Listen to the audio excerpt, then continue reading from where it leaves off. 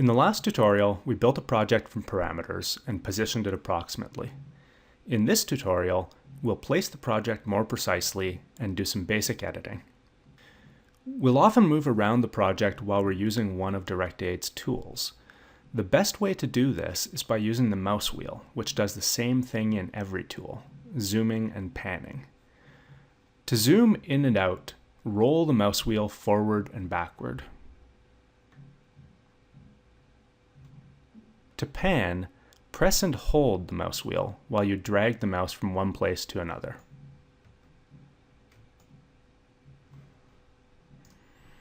DirectAid supports two methods of panning with the mouse wheel. To change which method you're using, go to View Preferences in the main menu.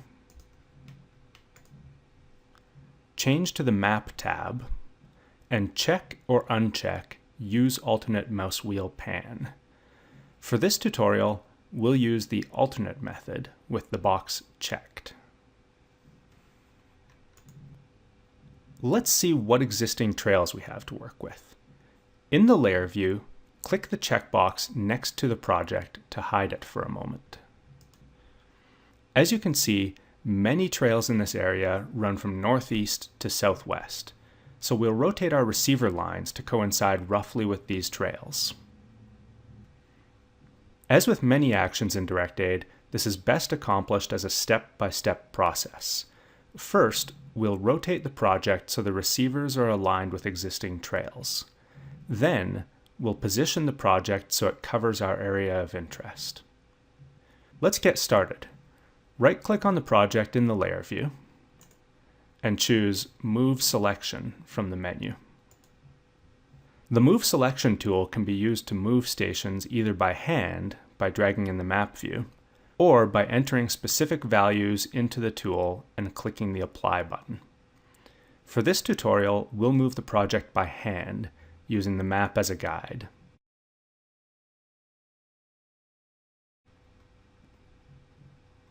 When we click and drag using the Move Selection tool, it does two things. First, it moves the project without rotating it. Second, it defines a fixed point that acts as the center of subsequent rotations. The fixed point is marked with a small green dot.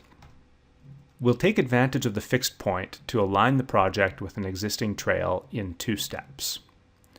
First, zoom in and move one receiver onto an existing trail.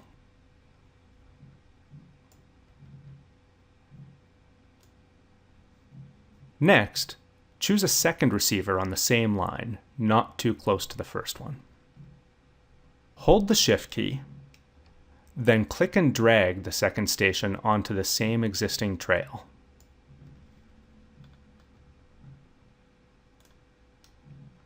When you're done, you can release the Shift key. The receiver line should now be lined up approximately with the existing trail. To make things more precise, we can move a station further down the same receiver line.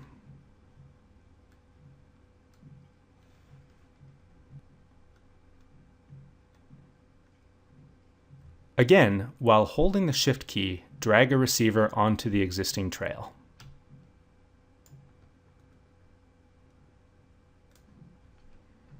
The receiver line should now be lined up precisely with the existing trail.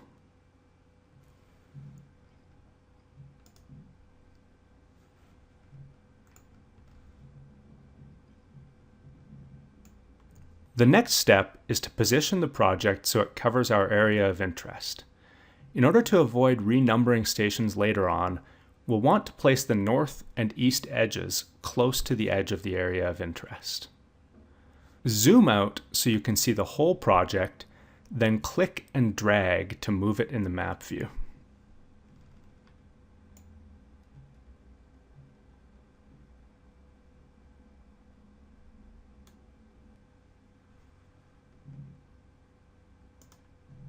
Next, we'll trim the project to the desired boundary. To do this, we'll use the Select Area tool.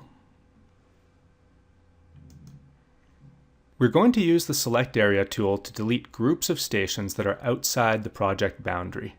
Once again, we do this a bit at a time.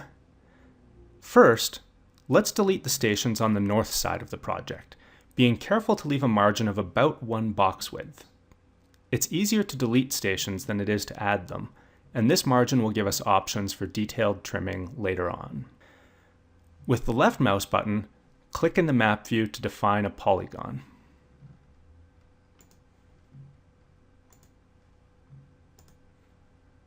When you're done, double-click on the last point to close the polygon and select stations within that area. Hit the delete key, then click Yes to confirm the operation. Repeat this process for any stations outside the project boundary. When you're done, close the Select Area tool. Now that we've done some rough trimming, notice that the edges of the project have a lot of incomplete source and receiver salvos. These incomplete salvos can result in geometric imprinting, so we recommend removing them. To do this, we can use the Delete Hangers tool. Right-click on the project and choose Delete Hangers from the menu. Click Select to highlight all of the incomplete salvos. Then, click Delete to delete them. You may need to use the tool a second time if the first pass creates new hangers.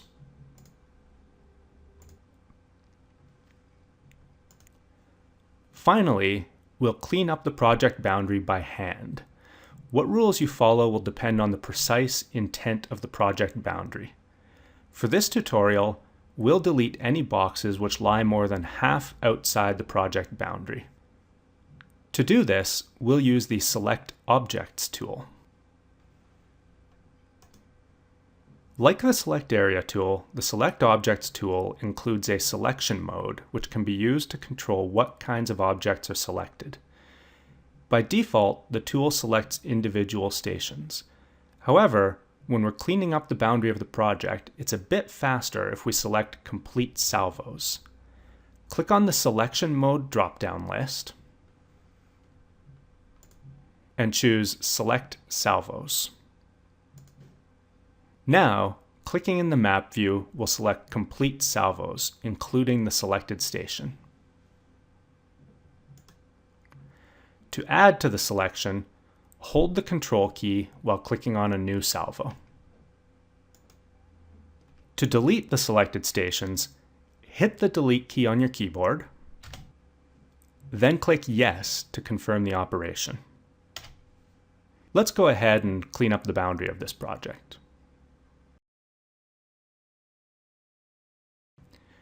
When you're done, close the Select Objects tool. Our project is now rotated and trimmed to the area of interest. In the next tutorial, we'll move stations to account for existing trails and other cultural features.